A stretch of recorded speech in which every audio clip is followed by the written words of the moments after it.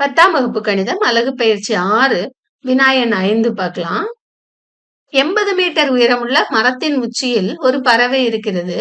தரையில் உள்ள ஒரு புள்ளியிலிருந்து பறவையின் ஏற்ற கோணம் 45 டிகிரி.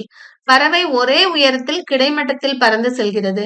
2 வினாடிகள் கழித்து அதே புள்ளியில் இருந்து பறவையின் ஏற்ற கோணம் 30 டிகிரி எனில் பறவை பறக்கும் வேகத்தினை காண்க. நாம இதுக்கு முதல்ல படம் வரைஞ்சுக்கலாம்.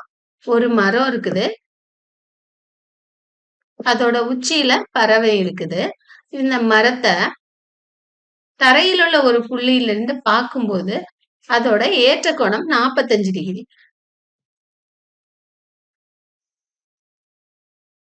இது தரையில் உள்ள புள்ளி. இங்க இருந்து நாம அதை பார்க்கிறோம். இது அதுக்கு ஏற்ற கோணம். இது 45 டிகிரி. இங்க இருந்து இந்த பறவை நேர்கோட்டுல பறந்து போகுது. எவ்வளவு நேரம் பறக்குதுன்னா 2 நிமிஷம் பறக்குது. 2 நிமிஷம் அது பறந்த பிறகு அதனுடைய ஏற்ற கோணம் பார்க்கிறோம். எவ்வளவு இருக்கு அப்படின்னா 30 டிகிரி இருக்கு. பறவை பறக்கும் வேகத்தை நம்ம கிட்ட கேட்டிருக்காங்க. படத்தை கம்ப்ளீட் பண்ணிக்குவோம். இது படம். கோணங்கள் குறிச்சுக்கலாம். இங்கதான் முதல்ல பறவை இருக்குது, அப்புறம் பறந்து இங்க போயிருச்சு.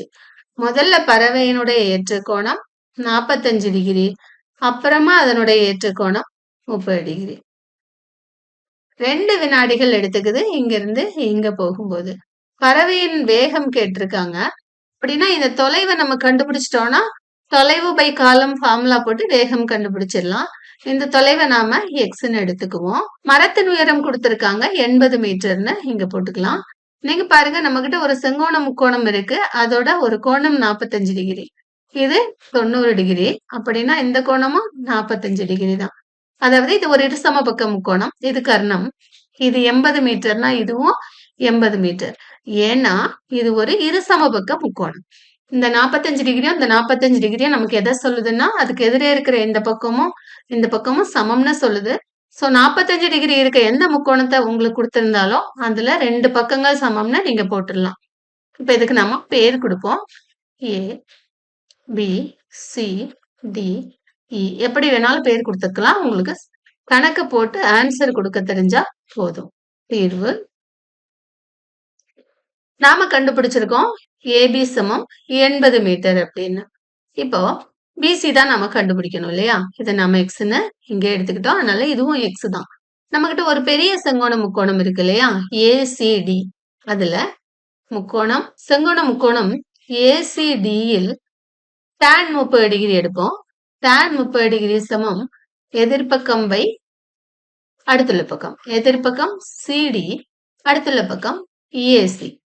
tan 30 டிகிரியோட மதிப்பு 1/√3 சமம் சிடி. சிடி எவ்வளவுன்னா இபி எவ்வளவோ அதுதான் சிடியும் இல்லையா? இணை. அதனால இது 80. இங்க சிடிக்கு நம்ம என்ன போட்டுக்கலாம்? 80 பை ஏசி. ஏசிங்கிறது 80 plus X. குறுக்கு பெருக்கல் பெருக்குங்க. இதை கொண்டீங்க பெருக்குனீங்கன்னா 80 பிளஸ் எக்ஸ் சமம் 80√3 கிடைக்கும். இந்த எக்ஸ் இங்க வச்சுக்கோங்க. 80 அந்த பக்கம் கொண்டு போங்க. எக்ஸ் சமம் 80√3 மைனஸ் 80. 80 வெளியே எடுத்துக்கோங்க. √3 மைனஸ் 1 ஈக்குவல் டு 80 என்று √3க்கு மதிப்பு போடுங்க. 1.732 மைனஸ் 1. 80 பெருக்கல் 1.732ல 1 கழிச்சிங்கன்னா 0.732 பெருக்குங்க. 2 8 16க்கு 6 மிச்சம் 1 மோட்டு 24 1 25க்கு 5 மீதி 2 8 7 56 57 58 ஒரு 0 எடுத்து போட்டுக்குங்க. 3 ஸ்தானம் தள்ளி புள்ளி வைங்க. என்ன கிடைக்குது? 58.56 மீட்டர் கிடைக்குது. இது தொலைவு. நமக்கு என்ன வேணும்? வேகம் வேணும் இல்லையா? வேகம்க்கு என்ன ஃபார்முலா? நீங்க சயின்ஸ்ல படிச்சிருப்பீங்க. வேகம் சமம் தொலைவு பை காலம். தொலைவு தான் நாம கண்டுபிடிச்சிருக்கோம் 58.56 அப்படின்னு.